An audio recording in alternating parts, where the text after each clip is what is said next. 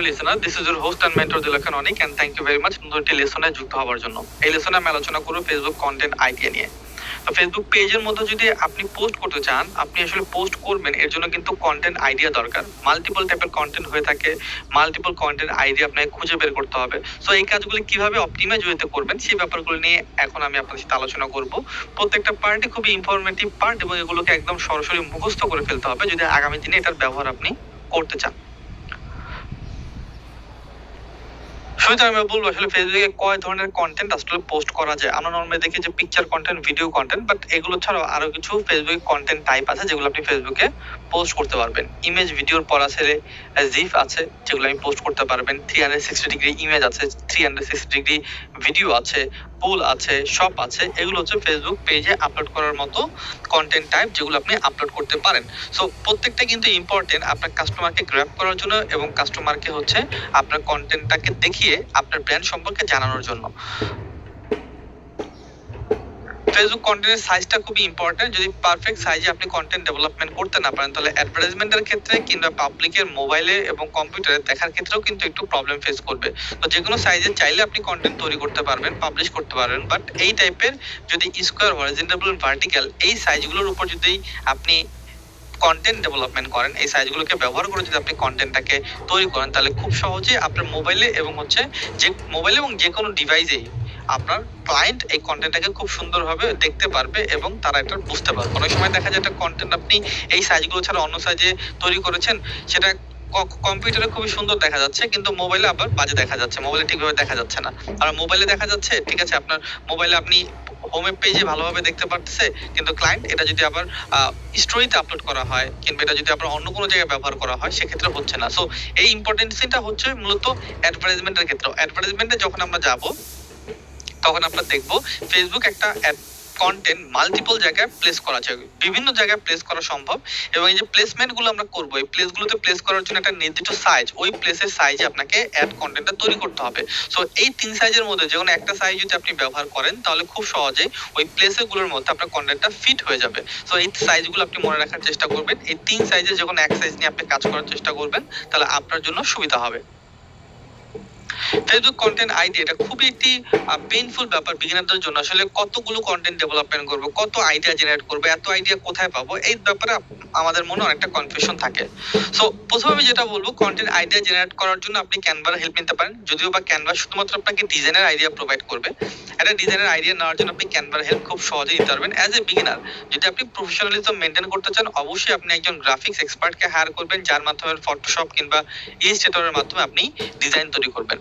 But আপনি যদি advertisement বাদে অন্য কোনো পোস্ট, র্যান্ডম পোস্ট তৈরি করার কথা চিন্তা করেন কিংবা ইনফরমেটিভ পোস্ট করার কথা চিন্তা করেন সেক্ষেত্রে ক্যানভা ইউজ করা ভালো। কারণ ফটোশপ কিংবা ইলাস্ট্রেটর দিয়ে যদি একটা নর্মাল পোস্ট নতুন থেকে ডিজাইন করা শুরু করে ঘন্টা 3-4 কিংবা তারও বেশি সময় লাগতে পারে। তো এত সময় দিয়ে যদি একটা কন্টেন্ট আপনি ডেভেলপমেন্ট করেন বাকি কাজ কখন করবে আপনার ডিজাইনার? সো অ্যাডভার্টাইজমেন্টের যে কাজগুলো সেগুলো আপনি প্রফেশনাল ডিজাইনার দিয়ে করান এবং নর্মাল যে কাজগুলো আছে সেগুলো আপনি ক্যানভা দিয়ে তৈরি করার চেষ্টা করুন। আপনি সেলিব্রেশন ডেতে, বিভিন্ন সেলিব্রেশন ডে হয়, এই সেলিব্রেশন ডেতে আপনি সেলিব্রেশন পোস্টগুলো আপনি করে দিতে পারেন। ঠিক আছে, ডিফারেন্ট প্ল্যাটফর্মের থেকে আপনি আইডিয়া নিতে পারেন, লাইক পিন্টারেস্ট কিংবা ইউটিউব, এদের থেকে আপনি আইডিয়া নিতে পারেন যে কি ধরনের কন্টেন্ট পেজ পোস্ট করা উচিত। ওই পিন্টারেস্ট প্রোফাইলটা থেকে এরকম কন্টেন্ট পোস্ট করতেছে, ওই ইউটিউবে কিরকম কন্টেন্ট পোস্ট করতেছে, আপনি একটা আইডিয়া পাবেন। সো পিন্টারেস্ট আপনি খুব ব্যবহার করতে পারেন। আমি একটু পিন্টারেস্টে চলে যাচ্ছি।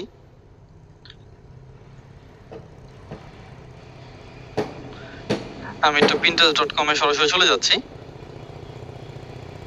সো এখানে আপনি যে রিলেভেন্ট পোস্ট করে একটা অ্যাকাউন্ট ক্রিয়েট করে নেওয়ার চেষ্টা করবেন। যদি অ্যাকাউন্ট থাকে তাহলে ভালো, অ্যাকাউন্ট না থাকলে কোনো সমস্যা নেই। এখানে আপনি সার্চ সরাসরি ক্রিয়েট করতে পারেন। লাইক দ্যাট আপনি যে ধরনের চান ঠিক আছে সেই ধরনের আপনি এখান থেকে সার্চ করতে পারেন। লাইক দ্যাট হেলথ নিয়ে আপনার কিছু কন্টেন্ট আইডিয়া জেনারেট করা দরকার।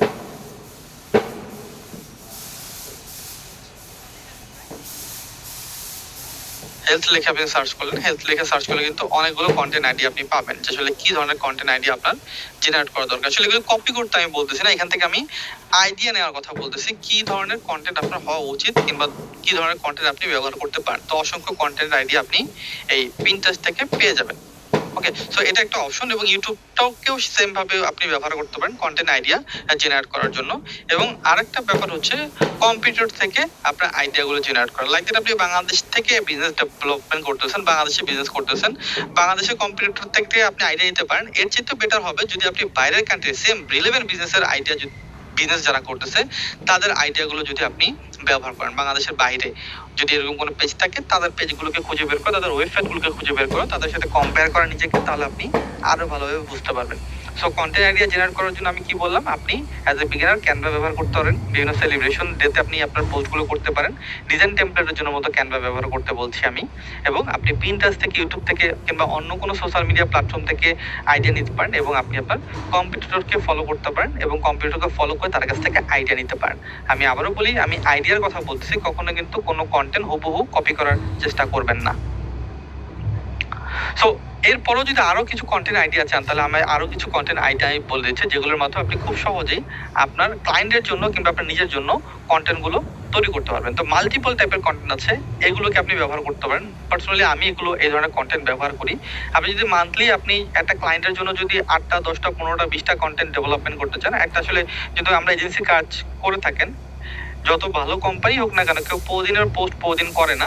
আপনি প্রতিদিন পোস্ট বলতে আপনি দিনের জন্য 30টা কন্টেন্ট আসলে ডেভেলপমেন্ট করে না, 30 দিনের জন্য সর্বোচ্চ 15টা কিংবা 18টা কন্টেন্ট তার ডেভেলপমেন্ট করে।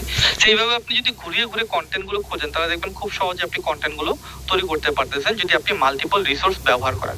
যেমন প্রথমে আস্ক কোশ্চেন, আপনি আপনার ক্লায়েন্টকে, আপনার পেজে থাকা যারা অডিয়েন্স আছে তাদেরকে বিভিন্ন ধরনের প্রশ্ন থ্রো করতে পারেন, যেটা তারা অ্যান্সার প্রোভাইড করবে। সেটা কোনো সাধারণ জ্ঞানের প্রশ্ন হতে পারে, প্রোডাক্ট রিলেভেন্ট প্রশ্ন হতে পারে, সার্ভিস রিলেভেন্ট প্রশ্ন হতে পারে, কিংবা আপনার প্রোডাক্ট বেসড প্রশ্ন হতে পারে।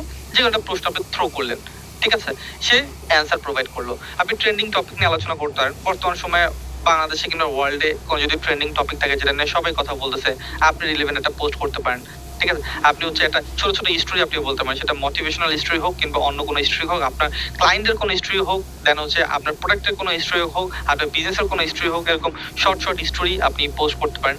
প্রোডাক্টের ফটো আপলোড করতে পারেন। এটা আপনি মাথায় রাখতে পারেন যে শুধুমাত্র প্রমোশনের জন্য না কিংবা বিক্রির জন্য না, নর্মালি একটা প্রোডাক্টের পিকচার আপনি আপলোড করেন, হতে পারে সেই প্রোডাক্টটা আপনি হাতে নিয়ে আপলোড করেন, যে একদম প্রফেশনালি ফটোগ্রাফি করার ব্যাপারটা এরকম না, একদম বোঝানোর জন্য প্রোডাক্টটা কতটা অথেন্টিক, এরকম অথেন্টিক কিছু পিকচার আপনি আপলোড করেন। বিভিন্ন ধরনের ইনফোগ্রাফি পোস্ট করতে পারেন। এই রিলেভেন্ট ইন্ডাস্ট্রি রিলেভেন্ট টিপস আপনি দিতে পারেন, like that health related product নিয়ে আপনি কাজ করতেছেন কিংবা হেলথ রিলেটেড সার্ভিস আপনি প্রোভাইড করতেছেন, এই রিলেভেন্ট ইন্ডাস্ট্রি রিলেভেন্ট আপনি কিছু টিপস তাদেরকে প্রোভাইড করলেন, ঠিক আছে। বিভিন্ন সময় আপনি গিভওয়ে দিতে পারেন, ঠিক আছে। আপনি একবার সেলস ডিসকাউন্ট এগুলো নিয়ে আপনি কাজ করতে পারেন। ডাইনামিক ক্রিয়েটিভ অপশন আপনি তৈরি করতে পারেন। ট্যাগলাইন দিতে পারেন, আপনার যে পোস্ট থাকবে সেই পোস্টের ট্যাগলাইন আপনি পোস্ট করতে পারেন। আপনার প্রোডাক্টটা কিভাবে ব্যবহার করা যায়, কিভাবে ব্যবহার করলে একদম পারফেক্ট সে এখান থেকে রেজাল্টটা পাবে, সেটা আপনি সেই গাইডলাইনগুলো পোস্ট করতে পারেন। প্রোডাক্টের যে রিভিউগুলো পাবলিক দিচ্ছে কোনো কমেন্টসের ক্ষেত্রে কিনা পার্সোনাল রিভিউর ক্ষেত্রে, মেসেজের ক্ষেত্রে, সেগুলো আপনি পোস্ট করতে পারেন। এগুলো হচ্ছে পোস্ট আইডিয়া। আমরা একটা কাজ অনেকেই ভুল করি, আমরা শুধুমাত্র ফেসবুক পেজের মধ্যে পোস্ট করি প্রোডাক্ট রিলেভেন্ট পোস্ট, প্রোডাক্টটা বিক্রি করার জন্য পোস্ট। মনে রাখবেন, একটা ফেসবুক পেজে যদি প্রতিদিন আপনি প্রোডাক্টের বিক্রির জন্য পোস্ট করেন, পাবলিক কিন্তু আপনার পেজের সাথে শুধুমাত্র প্রোডাক্ট কেনার জন্য কানেক্টেড থাকবে না। কোনো পোস্ট যখন পাবলিক দেখে তখন এঙ্গেজমেন্ট হয় এন্টারটেইনমেন্টের জন্য। সো আপনার উচিত শুধুমাত্র 20% পোস্ট সেলস পোস্ট হবে এবং বাকি 80% পোস্ট পাবলিক এন্টারটেইনমেন্টের জন্য হবে, পাবলিককে অ্যাট্রাক্ট করার জন্য হবে, যেন তারা এঙ্গেজ থাকে আপনার পোস্টে। একটা সার্টেন টাইম পর আপনি সেলস পোস্ট দিচ্ছেন, পাবলিক প্রথমে আপনাকে লাইক করছে, পরেরবার কিন্তু সে আপনাকে এঙ্গেজ করবে না, লাইক করবে না। বাট আপনি যদি ভাবেন যে আপনি দিনের মধ্যে একটা পোস্ট আপনি শুধুমাত্র সেলস পোস্ট দিচ্ছেন, বাকি 4টা হচ্ছে আপনি একটা মোটিভেশনাল দিচ্ছেন, একটা মিম পোস্ট করতেছেন কিংবা একটা কোশ্চেন আস্ক করতেছেন, সো সেক্ষেত্রে তারা রিলেভেন্ট হচ্ছে, আপনার পেজের সাথে তারা কন্ট্যাক্ট করতেছে, তারা পেজের সাথে আপনার তারা এঙ্গেজ হচ্ছে। তো যখন এঙ্গেজ হয়ে যাবে, পরবর্তী পোস্টটা করলে গেলে তাদের কাছে আবার চলে যাবে, কারণ কি সে অলরেডি আপনার পেজের সাথে এঙ্গেজ। সো আমরা অনেকেই ভুলটা করি যে শুধুমাত্র সেলস পোস্ট করতে করতে করতে করতে পাবলিকের এঙ্গেজমেন্ট আমরা হারিয়ে ফেলি। বাট নর্মাল পোস্ট যদি আপনি করেন পাবলিকের সাথে কমিউনিকেশন করার জন্য, পাবলিককে ইন্টারাক্ট করার জন্য, সেক্ষেত্রে কিন্তু আপনি এই ধরনের পোস্টগুলো করে, এই ধরনের পোস্টগুলো করে কিন্তু আপনি পাবলিকের এঙ্গেজমেন্টগুলো নিজে গ্র্যাব করতে পারবেন এবং পরবর্তীতে সেল পোস্ট করলে সেই পোস্টের রিচ ভালো হবে, এটা একটু মাথায় রাখবেন। কন্টেন্ট মেকিং টুলস এই সম্পর্কে জানা আমাদের খুবই ইম্পর্টেন্ট। কন্টেন্ট নিয়ে অনেক আলোচনা করলাম, কন্টেন্ট আইডিয়া নিয়ে আলোচনা করলাম, কন্টেন্ট কিভাবে তৈরি করা যায়, কিভাবে টেমপ্লেট পাবে সেগুলো নিয়ে। বাট কন্টেন্ট মেকিং এর জন্য বিগিনারদের জন্য বেস্ট টুলস কোনটা? আসলে ভিডিও এডিটিং করার কথা যদি আপনি চিন্তা করেন তাহলে আমার মতে প্রিমিয়াম প্রো, আফটার ইফেক্ট এগুলো ব্যবহার করা উচিত। বাট অ্যাজ এ বিগিনার আপনি এগুলো পারেন না, তো যেগুলো তো পারেন না আপাতত এটা শিখতে যাওয়ার কোনো দরকার নেই। যেটা ইজিলি শেখা যায় সেটার দিকে আপনি ফোকাস করবেন। লাইক আপনি যদি পিকচার কন্টেন্ট তৈরি করার কথা চিন্তা করেন তাহলে অবশ্যই ফটোশপ, ইলাস্ট্রেটরের কথা চলে আসে। এটা শেখার জন্য কিন্তু একটা সার্টেন টাইম দরকার। সো নতুনদের জন্য খুব সহজে এটা ম্যানেজমেন্ট করার জন্য যে টুলস গুলো আছে সেগুলো কিন্তু আপনি ব্যবহার করতে পারেন। যদি কন্টেন্ট মেকিং এর জন্য সহজ টুলস এর কথা বলি, প্রথমে যে টুলস এর নাম চলে আসে সেটি হচ্ছে ক্যানভা। ক্যানভা আসলে বিগিনারদের জন্য খুবই অথেন্টিক একটা টুলস। আমি বলবো অথেন্টিক টুলস কেন বলতেছি, আসলে আমি বলবো যে বিগিনার ডিজিটাল মার্কেটের জন্য একটা আশীর্বাদ এক কথায়। কারণ ক্যানভাতে যদি আমি একটু যাই তাহলে আপনি বুঝতে পারবেন যে ক্যানভার মাধ্যমে এমন কোনো ডিজাইন নেই যে আসলে একদম শুরুর দিকে আপনি এটা তৈরি করতে পারবেন। সো আমি যদি একটু ক্যানভাতে চলে যাই,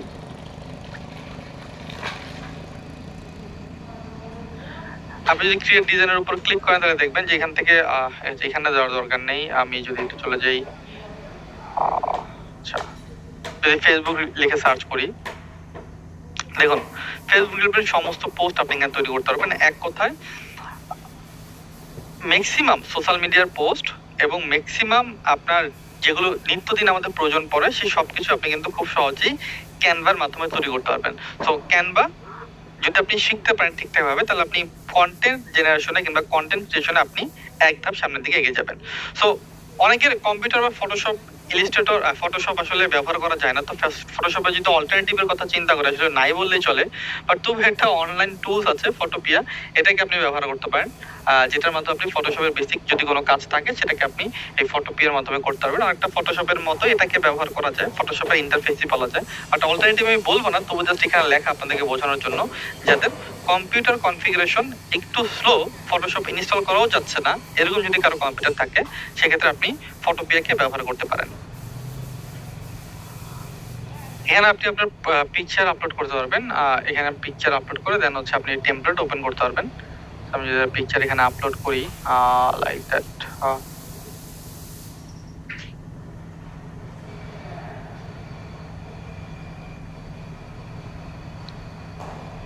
একটা পিকচার আমি এখানে আপলোড করলাম। দেন এই পিকচারটা যদি আমি নিয়ে কাজ করতে, সেখানে এখানে দেখবেন অপশনগুলো চলে আসছে যেটার মাধ্যমে আপনি কাজগুলো করতে পারেন। ম্যাক্সিমাম ক্ষেত্রে ফটোশপের যে অপশনগুলো থাকে সব অপশনগুলো এখানে আছে। মানে আমি বলবো সেটা ফটোশপের অল্টারনেটিভ না, লেয়ার বেজ, এটাও আপনি কাজ করতে পারবেন, অনেকটা কাজ করা যায়। আপনি আপনার ক্যানভাতেও আপনি কাজ করতে পারবেন। লাইক টেমপ্লেট যদি ওপেন করতে হয় কোনো ফটোশপের টেমপ্লেট, সেক্ষেত্রে এখানে আপনি এটা ওপেন করতে পারেন আপনার কাজ করার জন্য। আশা করি ব্যাপারটা ক্লিয়ার যে এটাকে কিভাবে ব্যবহার করবেন ফটোপিয়াকে। আর যদি আপনি ভিডিও কন্টেন্ট ডেভেলপমেন্ট করতে চান, ফেসবুক মোবাইল স্টুডিও একটা অ্যাপ আছে যেটাকে আপনি ব্যবহার করতে পারেন। এছাড়া ভিডিও কন্টেন্ট তৈরি করার জন্য আরো অনেকগুলো টুলস আছে, মোবাইল টুলস, যেগুলোর মাধ্যমে আপনি ব্যবহার করতে। আমি তো দেখি অনেকে টিকটক দিয়ে এডিট করে অ্যাডভার্টাইজমেন্ট রান করে দেয়, এরকম আমি দেখছি। সো আপনি যদি ভিডিও কন্টেন্ট তৈরি করার কথা চিন্তা করেন অ্যাজ এ বিগিনার, আমি বলবো ক্যামটেসি এবং ফিল্মোরা, এই দুইটা হচ্ছে বেস্ট বিগিনারদের জন্য, খুবই কম অপশন, যেটার মাধ্যমে আপনি ভিডিওটা এডিটও করতে পারবেন সুন্দরভাবে এবং বাকি কাজ করতে পারবেন। আর যদি প্রফেশনাল আপনি একদমই গ্রাফিক্সের কাজ শিখতে চান, আমি বলবো আবারও ফটোশপ, ইলাস্ট্রেটর এবং ভিডিওর জন্য প্রিমিয়াম প্রো, আফটার ইফেক্ট, এগুলোকে আপনি ব্যবহার করতে পারেন। সো আশা করি ব্যাপারটা ক্লিয়ার। যদি কন্টেন্টের কাজ আপনি করতে চান কিংবা কিভাবে খুব সহজে আপনি এই রিসোর্স গুলো ব্যবহার করে, এই আইডিয়া গুলো ব্যবহার করে আপনি কন্টেন্ট আইডিয়া জেনারেট করতে পারবেন, প্লাস কন্টেন্ট গুলো ডেভেলপমেন্ট করতে পারবেন, কন্টেন্টের জন্য টেমপ্লেট খুঁজে বের করতে পারবেন, সবকিছু কিন্তু আপনি এটার মাধ্যমে খুব সহজেই করতে পারবেন। সো সময় নষ্ট করবেন না, খুব দ্রুত এই আইডিয়া গুলো মুখস্থ করে ফেলুন, এই টপিক গুলো মুখস্থ করে ফেলুন এবং এগুলোর উপর রিসার্চ করা শুরু করুন, গুগলের মধ্যে সার্চ করা শুরু করুন এবং এই টুলস গুলোর ব্যবহার করা শুরু করুন। যতক্ষণ পর্যন্ত আপনি এগুলোকে ব্যবহার না করবেন ততক্ষণ পর্যন্ত কিন্তু আপনি কমপ্লিটলি এই ব্যাপারগুলো শিখতে পারবেন না, জানতে পারবেন না। শেখার জন্য, জানার জন্য অবশ্যই এগুলো আপনাকে ব্যবহার করতে হবে। থ্যাংক ইউ ভেরি মাচ লেসনটি কমপ্লিট করার জন্য। আশা করি নেক্সট লেসনে আবারও দেখা হবে এবং যেগুলো বললাম সেগুলো মনোযোগ সহকারে বোঝার চেষ্টা করুন এবং করার চেষ্টা করুন। Thank you.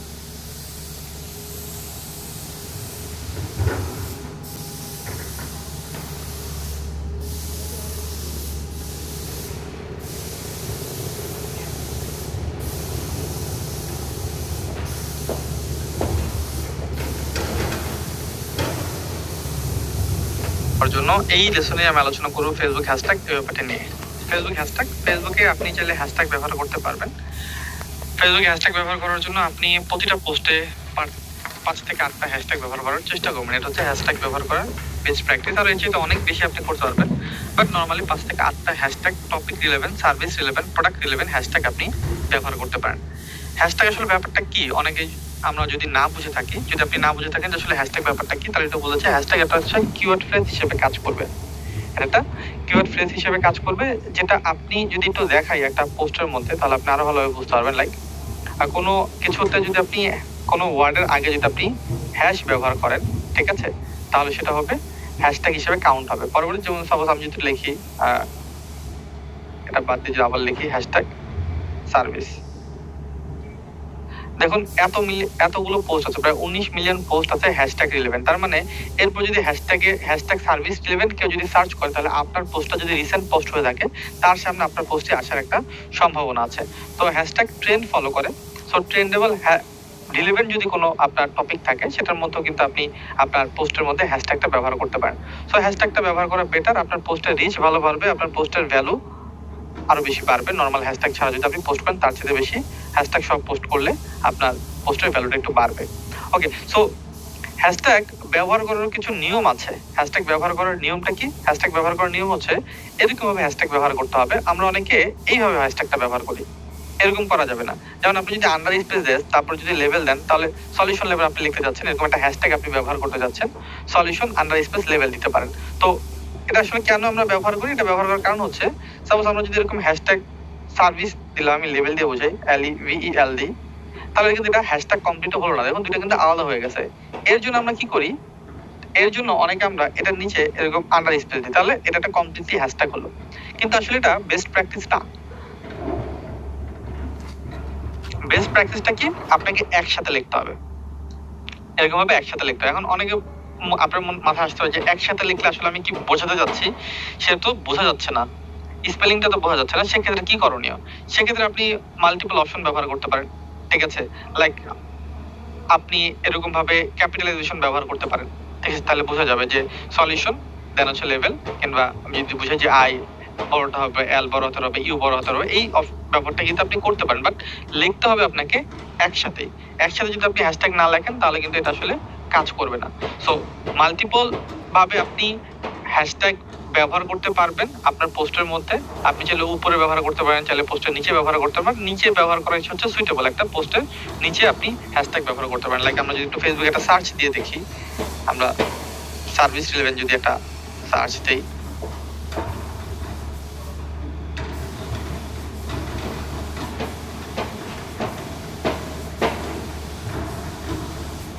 সার্ভিস এটা সার্চ করলাম আমি,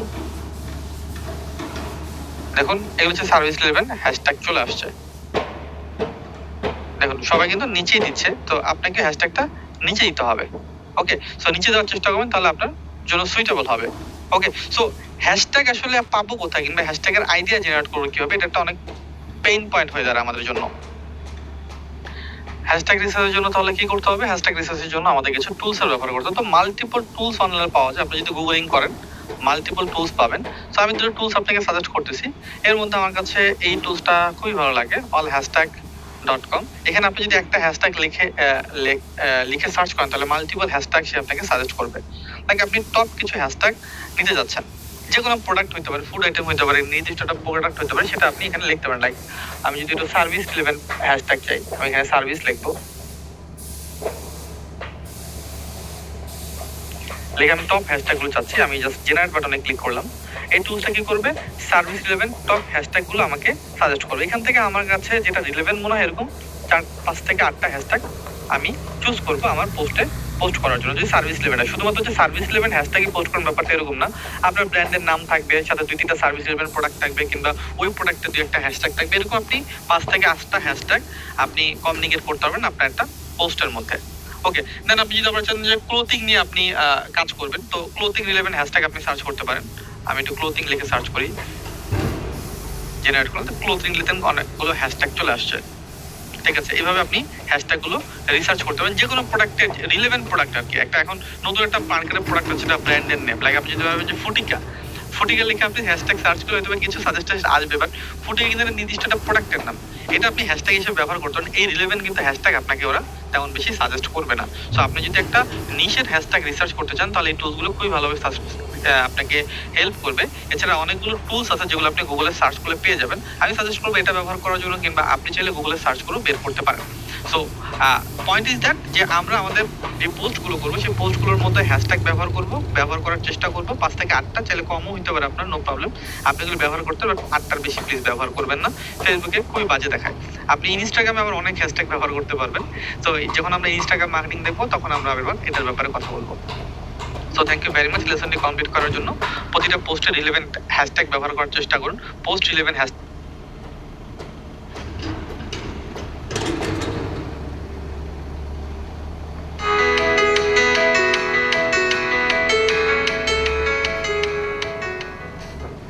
hello listener, this is your host and mentor Dibakar Anik, and thank you very much নতুনটি লেসনে যুক্ত হওয়ার জন্য। এই লেসনে আমি আলোচনা করব ফেসবুক অ্যাডভার্টাইজমেন্ট রান করার আগে আপনাকে কিছু প্রিপারেশন নিতে হবে। সেই প্রিপারেশনগুলো কি কি? সো ফেসবুক অ্যাডভার্টাইজমেন্ট রান করার জন্য আমাদের কি কি দরকার সেটা নিয়ে প্রথমে একটু কথা বলি। ফেসবুক অ্যাডভার্টাইজমেন্ট রান করার জন্য আমাদের প্রথম অবস্থায় একটি ফেসবুক প্রোফাইল দরকার, যে প্রোফাইলটি হচ্ছে আমাদের এনআইডি কার্ডের সাথে মিল আছে। এনআইডি কার্ডের সাথে মিল বলতে আমি বোঝাচ্ছি যে আমাদের যে ন্যাশনাল আইডি কার্ড আছে, এই ন্যাশনাল আইডি কার্ডের যেই নাম হুবহু যেন সেম নামে আমাদের ফেসবুক অ্যাকাউন্টটি হয়। এর কারণ কি? এর কারণ হচ্ছে ফেসবুক প্রোফাইলটা একদম 100% অথেন্টিক হইতে হবে, যেন কোনো ধরনের সাপোর্ট দরকার পড়লে পরবর্তীতে যেন আমরা ফেসবুকের কাছ থেকে সেই সাপোর্টটা পাই। লাইক অ্যাডভার্টাইজমেন্টে কোনো প্রবলেম হলো, অ্যাড অ্যাকাউন্টে কোনো প্রবলেম হলো, সেই সাপোর্টটা যেন ফেসবুকের কাছে চাইলে আমরা যেন পেতে পারি। এর জন্য একটা অথেন্টিক ফেসবুক অ্যাকাউন্ট দরকার। ফেসবুক অ্যাডভার্টাইজমেন্ট কাজগুলো আসলে ফেক প্রোফাইল দিয়ে করা সম্ভব হবে না। এরপর একটা পেমেন্ট গেটওয়ে দরকার, যে কোনো ডুয়েল কারেন্সি কার্ড দিয়ে আপনি मोबाइल टिकट काम दिया, अरे मोबाइल